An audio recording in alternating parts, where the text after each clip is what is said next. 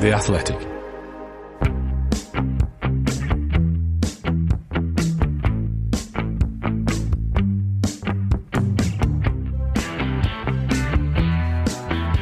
Hi folks, welcome to another episode of the Athletic FPL podcast. I'm Mark McGettigan. You'll find me on Twitter at FPL General. Recording this episode on Sunday night. My wife and I are on a short break in Edinburgh, but I managed to sneak the microphone into the suitcase and she's just fallen asleep. So it looks like you're going to get a podcast for blank game week 12, which is a midweek game week with a Tuesday deadline of 6 p.m. UK time. So don't get caught out by that. Mohamed Salah was the difference between Liverpool and Manchester City on Sunday, securing all 3 points for the Reds and staking a claim for a place in our Game Week 12 squads. Elsewhere, Bukayo Saka punished his sellers again with a 9-pointer in the 1-0 win for Arsenal over Leeds. In this episode, I'll do a quick Game Week review, update the watch list for midweek, answer 10 questions from Twitter, and take a look at captaincy and potential transfers for Game Week 12. It's going to be nice to talk about captaincy for a change with no game for Mr. Haaland this week. Arsenal also won't feature in Game Week 12, so I'm free from Saka pain this week. If you'd like to become an Athletic subscriber, visit theathletic.com/FPL pod to avail of the latest discount offer for new subscribers. A quick review of Game Week 11. Going into the game week, the plan was to bank the transfer, but like a lot of people, the Reece James injury forced me into action because I didn't want to play Nico Williams, wasn't sure if he would start or not. Also didn't want to play Botman, who of course ended up getting good points against Manchester United. So in the end, I sold Reece James and I brought in Matt Doherty. I was between Doherty and Guéhi. Guéhi just wasn't exciting enough for me in the end. I went for the attacking potential of Matt Doherty. Both got clean sheets, but Guéhi outscored him with a bonus point. But long term, I'm hoping between now and the World Cup, Doherty will get plenty of starts and we'll see attacking returns there from him. Finished on 53 points, which was enough for another green arrow of about 100,000 places. 5 green arrows in a row now, so we're moving in the right direction. And I've managed to claw the rank back from 2 million 5 weeks ago, sitting now at 700k. So hopefully can keep that momentum going between now and Game Week 16. Then come back after Christmas and smash the second half of the season. The points this week came from Tony with 12. Great start to the game week on Friday night. Mitrovic, good to see him back in action with a 7-pointer. Doherty was 6. And then the unexpected double Newcastle clean sheet from Pope and Trippier against Manchester United. Botman was on my bench, like I mentioned. There was blanks this week for Captain Haaland, Kevin De Bruyne, Cancelo, Martinelli, Maddison and Wilfried Zaha. So the Saka to Zaha transfer 2 weeks ago, I'm not even going to add up how many points I've lost on that one. It's probably 20 plus at this stage. And the Maddison yellow card, very last minute for Divin, means he misses the midweek game week when we're all relying on him to get us to 10 or 11 players. So that is typical FPL. Maddison lets us down just when we needed him. No new members to the 59th minute club again this week. It's been quite a while now, so I'm sure midweek with lots of rotation coming, I'm sure lots of managers will make use of 4 or 5 substitutions. Hopefully we'll get a few new members on Tuesday, Wednesday or Thursday. Moving on now to the watch list update. Just 2 players removed following game week 11. Marc Cucurella at Chelsea. I think I only added him last game week, but again, started the game but only played 45 minutes, so missed out on the clean sheet points. So very frustrating for those who replaced Reece James with Cucurella. I think that Chelsea defence, it continues to be a frustrating place to go for FPL managers. Potter's never afraid to change things up, and we know now he's also not afraid to make half-time substitutions either. So Cucurella not in my thoughts anymore. Marcus Rashford I've also removed. Again, didn't start game week 11. Did have a couple of decent chances when he came on. Probably should have scored a winner in that game. But again, not looking at Rashford for my transfers in either game week 12 or game week 13. Manchester United have 2 tricky fixtures coming up anyway, so maybe come back to Rashford around game week 14 or 15. Players added to the watch list this week. Defenders first of all. Trent Alexander-Arnold made a return to action, I think sooner than most of us expected. He was on the bench against Manchester City, came on for a minute or two at the end. So will he start midweek is the big question. Still feels like a tricky time to bring him in because we can't be sure if he's going to start midweek or not. But certainly with Liverpool having decent fixtures over the next few weeks as well. It's good to see him fit again, and I'm sure he'll be making a return to lots of teams. Ben White doesn't have a fixture this week, but he's continuing to deliver at just 4.5 million. Probably the best 4.5 million price defender in the game so far this season. A lot of people went Saliba earlier in the campaign. His price has shot up quite a bit now. So I'm looking at Ben White as a possible part of an Arsenal triple up come game week 13 or game week 14. So White is on the watch list to remind me of that when Arsenal are back in action. Perisic joins the watch list again. He's on it, he's off it, he's back on it. He continues to flirt with us, those of us who don't own him. He always dangles the carrot. He looked good again, pops up in really good positions. I think he got 2 bonus points with that clean sheet, 8-pointer for Perisic owners. So I've seen a few people actually have Doherty and Perisic. To me, that is, you're looking for pain when it comes to team sheets every week. But when they do start, we know Conte fullbacks are so good. They play really high, and there's lots of potential for goals and assists with both players. So Perisic, in my thoughts, I'm unlikely to double up now that I've got Doherty. I'll probably just stick with Trippier, Cancelo, Doherty for the next few weeks. But certainly Perisic, if you don't already own a Spurs player, he's always a consideration. Now, whether you want to take the risk or not, I'll leave that down to you. On to midfielders added to the watch list. The main man is back, Mohamed Salah. I think a lot of people are going to go there following his hat-trick against Rangers in the Champions League, then scoring the winner against Manchester City. Back in form. Is form even a thing? But good to see him putting the ball in the back of the net. That's what we want to see as FPL manager. I'll come to captaincy later, but I think Salah's right up there as one of the best captaincy candidates, and he is in my thoughts for transfers this week. For those of us like me who've got Kevin De Bruyne, it's a pretty easy move to Salah this week for the West Ham fixture for captaincy. If Salah does well against West Ham, I think they've got Nottingham Forest after that, so it could be a case of Salah might be coming back in and he might be staying in, whereas initially we might have been looking at maybe a 1 week punt for Salah, getting rid of him straight away and then spreading the cash to players like Foden and Saka. But I think it looks like we could have, at least a pretty good version of Salah back over the next couple of game weeks. Another player added to the watch list, 2 players from Chelsea. Mason Mount seems to be absolutely smashing it under Graham Potter. Big points last 2 game weeks, playing well in the Champions League. Also scored a brilliant free kick this game week, and Tyrone Mings also gifted him a goal in that win over Aston Villa as well. Sterling, unlucky, hit the woodwork, passed the eye test. He is more expensive than Mason Mount, so if you are going for a Chelsea midfielder, I think Mason Mount is the first place to go. And I owned him first 2 or 3 game weeks of the season, and he did absolutely nothing.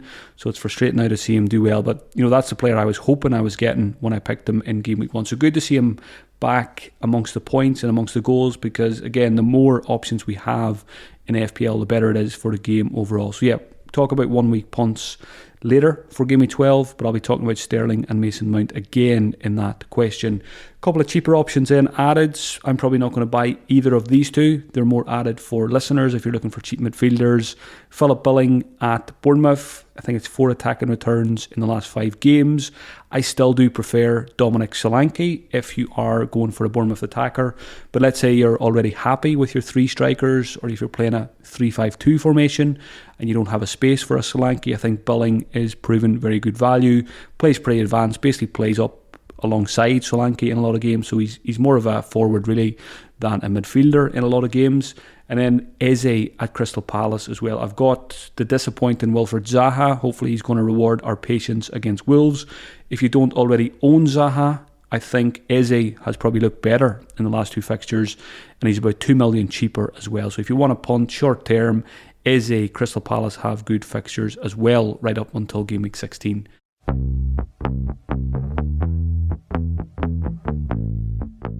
Time to tackle 10 questions now. Thanks as always to everyone who sent them in. Lots and lots of questions this week, as you would imagine, with people logging into FPL and seeing only 7 or 8 players with fixtures, some even less now with injuries and suspensions causing issues as well. Question from FPL Rods: with the blank game week considered, how many players would you look to play before you consider using your free hit chip? Rod goes on to say, suspensions and injuries mean I'm down to 8 or 9 if Zuma is back from illness. I know normally we'd wait until double game weeks for the free hit chip, but at the same time, it feels like a good opportunity. So overall, my thoughts still haven't changed too much from last week's podcast, where I said I think the free hit chip is better kept for the second half of the season, whether it be in a really big blank game week where we've only got maybe 3 or 4 fixtures, or in a big double game week where we might have, 10, 11, 12 teams who play twice. You can play it quite aggressively, and then you're hoping for a big score of 150 or 160 points. I know now a lot of teams are a mess this week. You might even have only 5 or 6 players who you think are going to play. You might have 5 or 6 players from Arsenal and City. You might have Maddison. You might have players like Patterson still hanging around on your bench. So it is obviously very tempting to free hit. But again, my advice is I still think it's better to take a hit or two, get through it as best you can. You don't need to have 11 players. Again, most importantly, make sure you have a good captain. And even if you've only got 8, 9, 10 is absolutely fine. Even 8 or 9 players, I think, is fine. And even 7, if you've got 7 good assets and a good captain, if they all deliver, you're not going to lose too much ground. And then overall, in the second half of the season, you're hoping that free hit chip will be much more valuable and gain you more than it would in this game week. So my advice is I would keep the free hit for later in the season, but I know there will be extreme cases this week where there might be teams that have only 3 or 4 starters, and then the case, obviously, the less players you have, the stronger the case is for using the chip this week. So I'm not going to say definitely don't use it at all costs, because there will be squads that will probably need it. So you've got to make that call yourself. Sit down with your own team and assess what you think feels right. Another reason why I don't love the free hit chip this week is because it's a midweek game week, either side of weekend game weeks, 3 games in 7 or 8 days for most teams. That equals mass rotation. And the fixtures don't scream out to me either. They're not the most attractive set of fixtures for, triple ups from teams if you are free hitting. Maybe you would go triple Liverpool against West Ham, for example. You might go triple Brighton against Nottingham Forest. But even those fixtures, they're not fantastic in terms of a free hit. So overall, I think there's potential for people to free hit this week and to be left disappointed. You could get 2 or 3 of your free hit picks. You might find them on the bench, or they get reduced minutes. And a lot of those games, I think, are quite hard to call in terms of results as well. So it's quite hard to know where to go with some of those free hit picks. So again, if you're in a total mess with only 3, 4, 5 picks, yes, by all means consider it. But don't forget that later in the season, free hit chip will be very valuable. I feel like what will happen this week, some people who don't necessarily need to use their free hit chip will use it, and then they'll be saying at some point down the line in the second half of the season, I wish I didn't use my free hit chip in that blank game week where there was only 1 fixture missing. It might be a case of, like I said, if you're new to the game, very often we have a blank game week in the second half of the season. There could be as little as 2 or 3 fixtures sometimes, so only 6 teams or maybe only 8 teams playing, and that's when a free hit can be very useful. And then on the flip side, you can be aggressive, play it when we have 16 or 17 fixtures in a game week, and then the hope there is that lots of your players get 180 minutes, so obviously increased points potential there. So yeah, sit down with your own team and make the call on the free hit chip. But for me, it's very much only for extreme cases this game week. Question from Argyle Guy: is it worth fielding 10 and rolling the transfer to get 2 frees for game week 13? So this is a good question as well. I think I said last week, if you can arrive at game week 13 with 2 free transfers, that would be a very good position to be in, because game week 13 to 16, Manchester City and Arsenal, go look at the fixtures for both teams. They're fantastic. They're the 2 best teams in the league at the moment. We're going to want triple ups from both teams. If you're like me and you've only got 4 or 5 at the moment, I think I've got 4, and I'm probably going to drop down to 3 this week. I'm going to want to get back up to 5 or 6 as soon as possible from game week 13 onwards. So if you can get to 2 free transfers for game week 13, that's great, because it will help you to get those guys in with free transfers rather than having to take hits. And if that even means playing with 10 this week, like I said, playing with 10 this week is probably going to feel like playing with 11 in a normal week. And even those of us who say, right, if I make a couple of transfers here, I'm going to have 11 players, it's very likely we won't get 11 players out anyway with rotation. Some of those players are a bit dodgy. Players like Nico Williams, if Aurier comes back in, we might be looking at a 0-pointer or a 1-pointer. It's usually a 0-pointer or a 1-pointer with Nico Williams anyway, whether he starts or not. But you get the drift. Just because you have 10 or 11 with a fixture under their name this week doesn't mean you're going to get 10 or 11 on the pitch. Overall, very often, these blank game weeks, especially when they're midweek, they can be a bit of a mess. They can be, just loads of us might have 10 or 11. We might end up only getting 7 or 8, and it can be a really low scoring game week. But if you cover off the main bases, again, captaincy is important. And if you have 9, if you have 10, that's fine. And even if that means, you don't necessarily have to use all your free transfers to get to 11. You could tactically play with 10 this week or 9. And then you're in a stronger position to get your Forens, your Sakas, your Gabriel Jesus's back for game week 13, because at the end of the day, those are the most important assets in the game. And those of us like myself who sold Saka 2 weeks ago, we've been, taught or reminded a valuable lesson there that, we shouldn't move away from good assets, from good teams too quickly just because of fixture planning, especially for players like Zaha, who we should know by now, who has trolled us for many, many seasons. But again, hopefully he can redeem himself in game week 12. Question from Cahill Doherty. Would it be crazy to use a wildcard this week? Cahill needs a -4 to get to 11 players. Says his planning has been ruined with suspensions and injuries. What to do? Again, just going to echo what I said.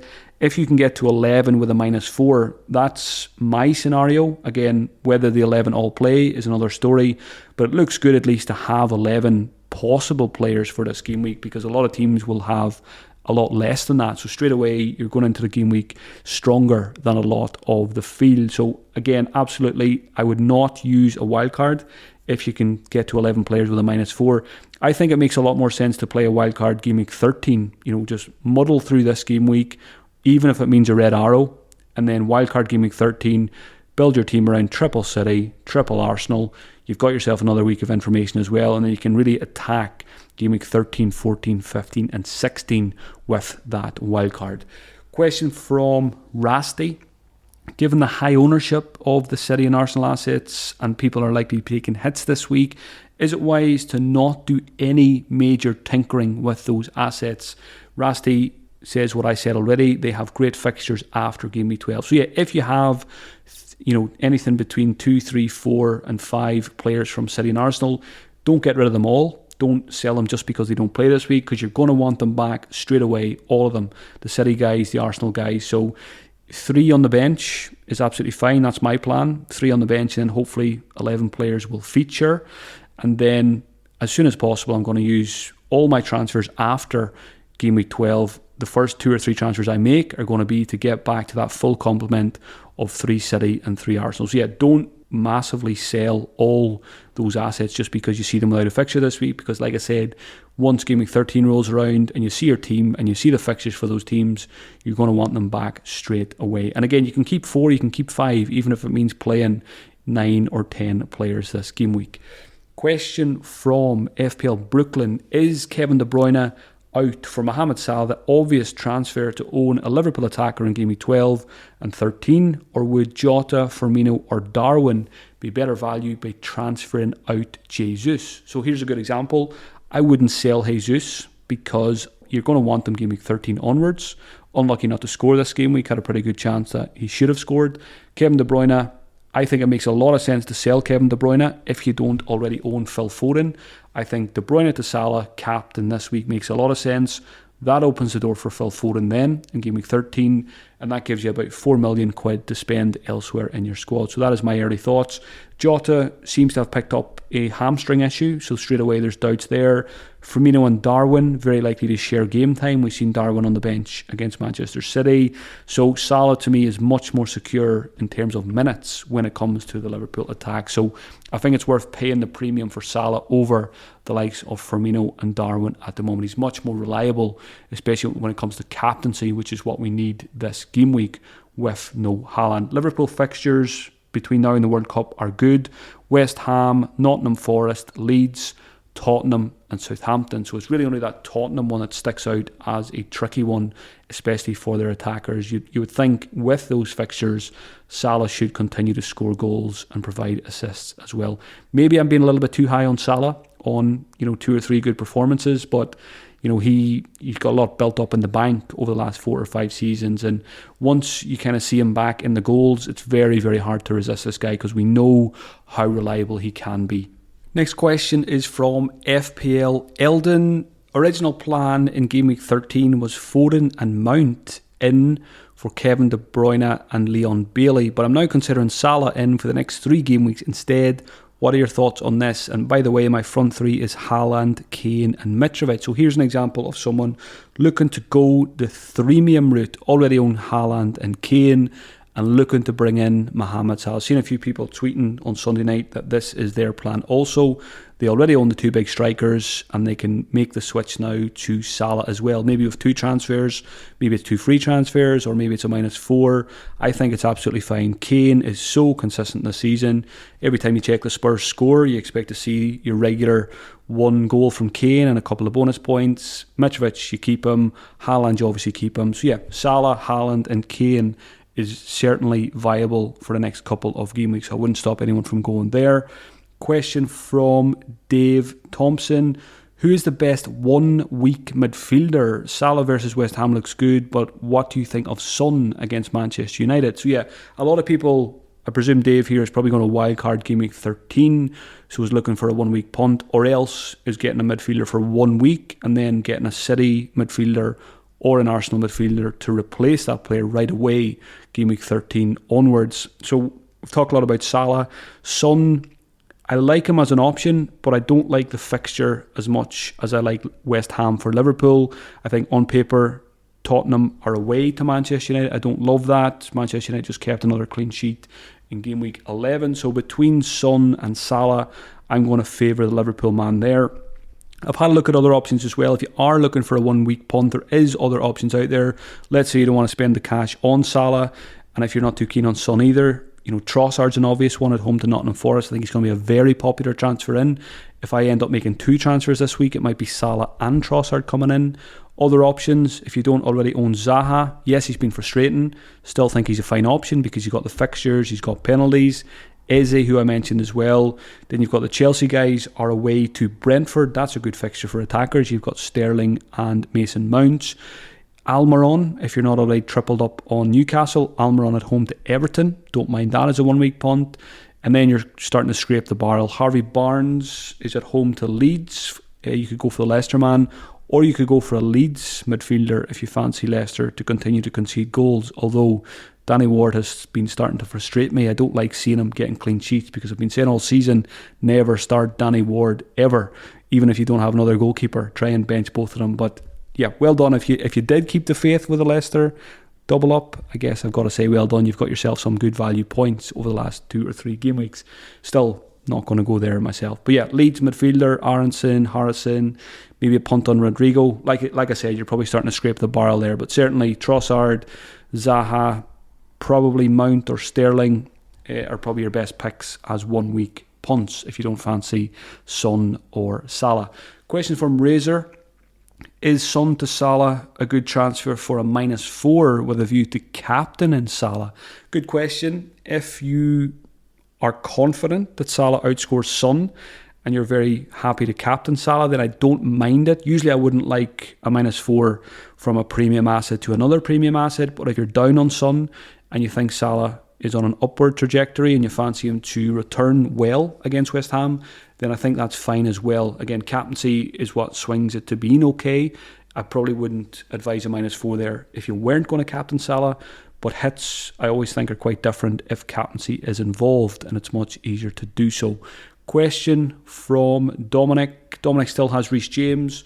Not sure who to get in his place. Already have Cancelo, Trippier, Guéhi and Nico Williams. Any recommendations? So yeah, I think a lot of people who didn't sell Reece James probably do have at least Cancelo and Trippier and then some of those cheaper options. Again, there's not too many options out there. You could go early on Trent and hope he starts against West Ham. Don't mind that. Hopefully you might get some inclinations on Tuesday before the deadline if Trent is going to play or not midweek. I still think Doherty and Perisic are okay to go for, not ideal. Missed out on the clean sheet last week and maybe a bit more rotation concern midweek.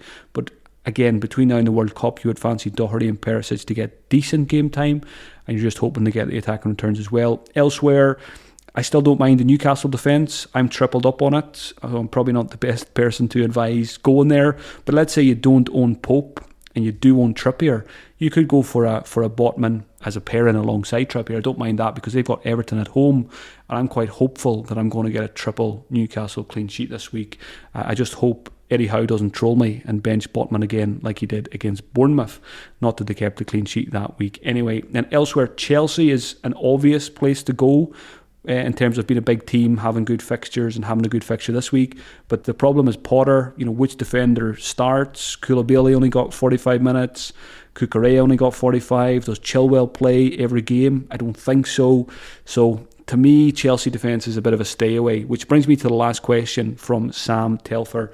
Is Kepa a compelling goalkeeper option now?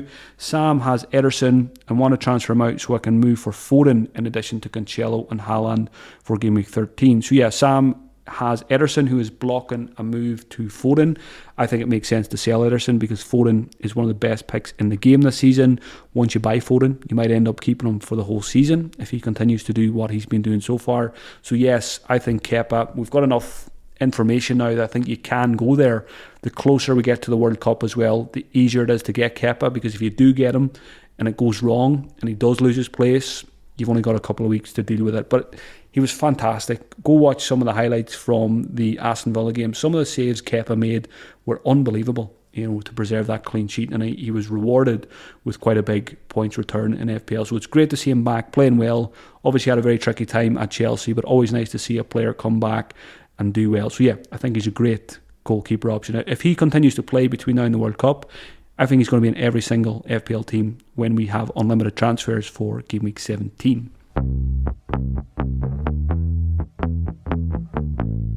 Captaincy and transfers now for game week 12. Captaincy first of all, no Haaland, so we actually have a decision to make this week. Like I said, for me, top of the list is Salah at home to West Ham, given what he's done in his most recent two performances. Trossard, I think, is a fine captaincy option at home to Nottingham Forest as well, although I didn't like seeing him getting taken off early in game week 11. Kane and Son, if you own them, have to be under consideration as well against Manchester United. But again, I prefer Salah over Kane and Son for captaincy this game week because of the fixture. Mitrovic is back. Is he 100% fit? I don't think he is. I think it was pretty clear to see he's not 100% fit. So that is probably enough to put me off captaincy on him. Happy to own him for Aston Villa, but don't think I will captain him. And then if you've got Chelsea assets, you could be brave and you could captain a Raheem Sterling or a Mason Mount against Brentford. But again, do you captain a player who plays for Graham Potter who rotates a lot? I don't think that is for me. I don't think my heart could take that Chelsea team sheet during the week. So for me, I think Salah is the best captaincy candidate for midweek. Transfer thoughts. Before Salah scored against City, I noted down my thoughts and it said Kevin De Bruyne to Salah captain. And ever since I sold Salah on the wildcard in game week 8, I've always kind of had one eye on him as a possible transfer back in for this game week 12. It's an easy move from De Bruyne, so I think I'll stick to that plan. Initially, I was kind of moving away from that plan last week, but things changed quickly in FPL. Salah scored 4 goals in the last 2 fixtures, so he's certainly back in the thoughts. I think we can trust him more now on the eye test in the last few games. So very likely to do De Bruyne to Salah captain. Question then is, do I take a -4 to sell Maddison to get me to 11 players?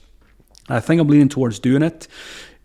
Obviously, I could keep Maddison, play with 10 this week, or hopefully 10.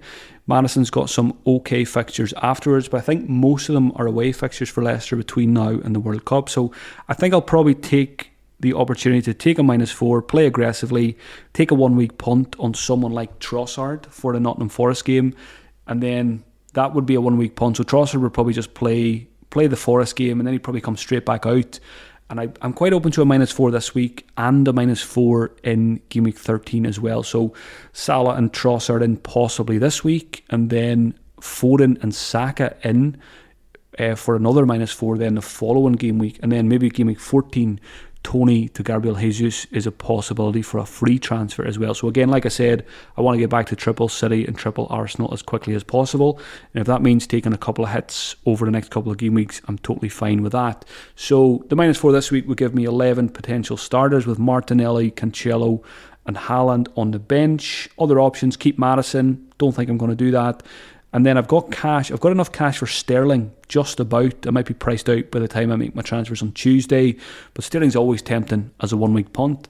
And Mason Mount, obviously, in the conversation there as well. So, again, leaning towards Salah captain and Maddison to Trossard. But, again, won't be making any moves until Tuesday because I want to have all that press conference information. Cash is not a problem for me for those moves.